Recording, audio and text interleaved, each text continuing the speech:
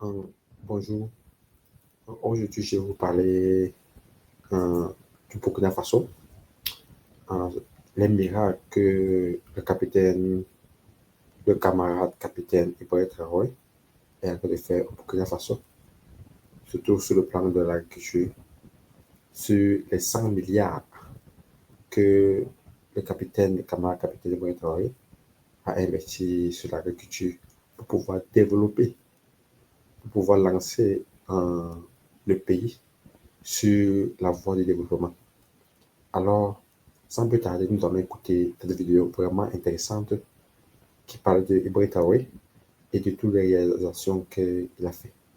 Donc, soyons attentifs et écoutons-le bien même. Écoutons ce qu'il va dire. Écoutons, c'est vraiment très intéressant. Alors, si vous êtes prêts, on peut commencer. On met officiellement donc les clés de tous ces engins. Merci, Excellence. Je vous souhaite une très bonne campagne. Merci, Excellence. Prions Dieu pour une très bonne pluviométrie. Merci, Excellence. Écoutez bien. Que vous puissiez atteindre vos objectifs fixés cette année. Camarade président, nous nous engageons, au nom du monde rural, nous nous engageons à mettre en œuvre votre vision conformément à vos instructions. Merci beaucoup. Bonne chance. Merci, Excellence. Renforcement de l'agriculture. Au Burkina Faso, Ibrahim Traoré investit 104 millions pour libérer le peuple par la terre. Le Burkina Faso entre dans une nouvelle ère de souveraineté agricole. Grâce à une volonté politique claire et assumée, le président de la transition, le capitaine Ibrahim Traoré, a lancé l'un des projets les plus ambitieux jamais entrepris dans le secteur rural, plus de 104 milliards de francs, CFA investi en 2025, pour équiper, soutenir et transformer durablement l'agriculture burkinabé. Ce chiffre, bien plus qu'un montant financier, incarne une vision, celle d'un Burkina debout, nourri par ses propres ressources, fier de ses producteurs et libéré des chaînes de la dépendance alimentaire. Cette enveloppe exceptionnelle vise à répondre aux besoins réels et urgents du monde rural, longtemps marginalisé. L'objectif est clair, renforcer la capacité de production du pays, améliorer les conditions de travail des agriculteurs, stimuler la transformation locale et poser les bases d'une autosuffisance alimentaire durable. Ce programme dépasse les effets d'annonce. Il se traduit sur le terrain à travers des actions concrètes, visibles, palpables, dans les zones agricoles de Bobo-Dioulasso, de Bagré, du Sourou ou encore de Samandéni. Les bénéficiaires de cette politique nationale peuvent en témoigner. Des milliers d'équipements ont été remis, tracteurs, motoculteurs, moissonneuses-batteuses, motopompes thermiques et solaires, drones agricoles, broyeurs de résidus, semences améliorées, engrais subventionnés, aliments pour le bétail et les poissons, médicaments vétérinaires, sans oublier les unités de transformation agroalimentaire. Cette politique s'accompagne également d'un appui logistique avec la distribution de véhicules, motos et camions pour faciliter le transport des intrants et la mobilité des techniciens agricoles. Cette initiative s'inscrit dans un plan cohérent de restructuration du secteur agropastoral, impulsé et suivi personnellement par le président du Faso. En 2024 déjà, 67 milliards de francs CFA avaient été investis. En 2025, cet effort a été porté à 104 milliards, exclusivement destinés aux équipements et intrants. Et si l'on ajoute les aménagements hydro-agricoles, les réhabilitations de barrages, la création de périmètres irrigués, les projets d'irrigation de secours, les forages et les infrastructures complémentaires, le montant total atteint 192 milliards de francs CFA, intégralement orienté vers le renforcement de la souveraineté alimentaire du pays. Cette orientation forte n'est pas un hasard. Pour Ibrahim Traoré, il ne peut y avoir de développement national sans une agriculture forte, moderne et autonome. Le monde rural représente la majorité de la population burkinabé. C'est donc là que se joue l'avenir du pays. Par cette politique, le président réhabilite la dignité des producteurs, leur redonne espoir et les associe directement à la reconstruction nationale. La mécanisation au service de l'autonomie. L'un des axes majeurs de ce programme repose sur la mécanisation agricole. L'idée n'est pas seulement d'offrir des machines, mais de créer une chaîne fonctionnelle, formation, maintenance, proximité technique. Ainsi, des brigades de mécanisation ont été déployées dans toutes les régions, avec des agents techniques formés, des ateliers d'entretien, des mécaniciens locaux équipés pour intervenir rapidement. Les producteurs, même les plus modestes, peuvent désormais accéder à des services agricoles à coût réduit, contrôlés et efficaces. Les motoculteurs sont destinés aux petites exploitations d'1 ou 2 hectares, tandis que les tracteurs de différentes puissances, 60 à 100 chevaux, sont déployés selon les besoins des grandes plaines agricoles. Des moissonneuses-batteuses modernes ont également été introduites, une première dans certaines zones, afin d'accélérer les récoltes et d'ouvrir la voie à plusieurs campagnes agricoles par an, l'eau, clé de la souveraineté. Le président Ibrahim Traoré a également fait de l'accès à l'eau une priorité stratégique. L'ONBA et la Sonater, désormais renforcés, sont à pied d'œuvre pour réhabiliter les anciens barrages et en construire de nouveaux. À Goulouré, par exemple, la capacité de rétention d'eau est passée de 80 000 à 800. Boli, Itengasoro, des travaux colossaux sont en cours pour renforcer la sécurité hydraulique du pays. Des motopompes solaires sont distribuées dans les zones vulnérables, notamment pour les femmes et les coopératives, réduisant la dépendance au carburant. La transformation locale pour briser la dépendance. Un autre pilier fort du projet est la transformation locale des produits agricoles. Des unités ont été fournies pour la patate douce, la noix de cajou, les céréales, les légumes. Des coopératives féminines bénéficient de kits pour transformer les produits directement sur place. Chips, farine, huile. Des artisans locaux participent activement à cette dynamique, fabriquant des équipements, notamment les cages flottantes pour la pisciculture. Cela génère de l'emploi, soutient l'économie circulaire et réduit la fuite de valeur à l'extérieur du pays. Une action portée par une vision nationale. Ce projet agricole massif ne résulte pas d'un programme importé ni d'un partenariat sous condition. Il est porté et financé par l'État burkinabé avec une logique d'indépendance politique et économique. C'est une démarche endogène, construite avec les acteurs locaux, intégrés aux réalités du terrain. Le capitaine Ibrahim Traoré assume cette orientation. Pour lui, le développement du Burkina Faso ne viendra pas de l'extérieur, mais du travail des Burkinabés eux-mêmes, soutenus, formés, valorisés. Il envoie ainsi un signal fort, le pouvoir au peuple, les richesses du pays pour le peuple, les décisions prises par le peuple. C'est une rupture avec les logiques de soumission, d'assistanat et d'inaction. C'est un appel à la responsabilité collective, à l'action, à la mobilisation nationale. Un président à l'écoute, un peuple en marche. Partout dans le pays, les témoignages sont les mêmes. Le monde rural se sent, pour la première fois depuis longtemps, écouté, soutenu, respecté. Les producteurs parlent d'un président qui ne promet pas, mais qui fait. Les femmes disent qu'il leur a redonné une place centrale. Les jeunes reprennent goût au travail de la terre, car ils voient enfin un avenir possible dans leur propre village. Le président Ibrahim Traoré ne se contente pas d'annoncer, il visite, il écoute, il supervise. Il est présent sur le terrain, dans les zones de production, au cœur des projets, dans les sites de forage, sur les plaines irriguées. Cette proximité inspire confiance et engagement. Les bénéficiaires eux-mêmes s'engagent, au nom du monde rural, à respecter et mettre en œuvre sa vision avec loyauté et discipline. Les fruits visibles d'une politique agricole audacieuse. Un peuple qui reprend confiance. Les résultats de cette grande mobilisation agricole ne tardent pas à se faire sentir sur le terrain. Dans plusieurs régions, la productivité a bondi. Les champs autrefois laissés en friche reprennent vie et de nombreuses familles rurales constatent une nette amélioration de leur sécurité alimentaire. Les céréales, les tubercules, les légumes, les fruits, mais aussi les produits animaux comme le lait, les œufs ou le poisson, deviennent de plus en plus accessibles à l'intérieur du pays.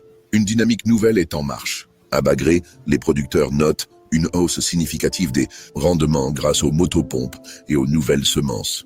À Dédougou, des groupements de femmes transforment désormais leur propre manioc en amidon et en farine vendus localement, générant des revenus réguliers. À Kaya, des jeunes qui avaient quitté leur village pour chercher un avenir, incertains en ville reviennent, attirés par la nouvelle dynamique rurale et les opportunités offertes. C'est la première fois qu'on reçoit tout ce qu'il faut pour travailler la terre correctement. Témoignent de nombreux agriculteurs, on ne travaille plus à l'aveuglette. On a des conseillers, des semences de qualité, des outils modernes. C'est comme si on renaissait. Ces propos illustrent une véritable transformation du rapport à la terre, au travail et à l'avenir. Un changement d'état d'esprit dans le monde rural. Ce que cette politique a déclenché va au-delà de l'agriculture. Elle réinstalle la fierté dans les villages, redonne du sens à l'effort, stimule la solidarité communautaire. Des coopératives se créent, les jeunes s'organisent en brigades agricoles. Des femmes regroupées autour des unités de transformation créent de nouveaux produits commercialisés dans les marchés locaux. Les groupes d'autodéfense, les volontaires pour la défense de la patrie, VDP, autrefois perçus uniquement sous l'angle sécuritaire, s'impliquant désormais aussi dans les projets agricoles, en sécurisant les zones de culture, en participant à la construction de barrages ou en s'investissant dans les plantations. L'approche du président Ibrahim Traoré intègre donc la défense du territoire et la souveraineté alimentaire comme deux volets complémentaires de la même mission de libération nationale. Le patriotisme économique comme moteur collectif. Cette dynamique agricole prend également une tournure patriotique. À travers les médias locaux, les radios communautaires, les émissions éducatives et les plateformes sociales, le gouvernement burkinabé valorise le rôle stratégique du producteur local. L'agriculteur n'est plus perçu comme celui qui travaille la terre faute de mieux, mais comme le soldat de la souveraineté alimentaire, le bâtisseur de la résilience économique, le cœur battant du Burkina nouveau. Dans ce contexte, l'argent investi par l'État n'est pas vu comme une simple dépense, mais comme un acte politique de reconnaissance et de réhabilitation du monde rural. Il permet de réparer des décennies d'injustice, d'abandon et d'exploitation. Ce choix de soutenir l'agriculture locale devient une cause nationale, et de plus en plus de Burkinabés, même citadins, choisissent de retourner à la terre, d'investir dans l'agriculture ou de soutenir des initiatives rurales. Vers une souveraineté alimentaire réelle et mesurable. À mesure que les rendements augmentent, la dépendance aux importations diminue. Moins de riz importé, moins de farine de blé, plus de consommation locale. Le Faso mange désormais ce qu'il produit et produit ce qu'il mange. Dans les cantines scolaires, les prisons, les casernes, les grands marchés urbains, les produits locaux reprennent leur place, garantissant une sécurité alimentaire nationale, mais aussi une stabilité économique. Les prix sur les marchés commencent à se réguler.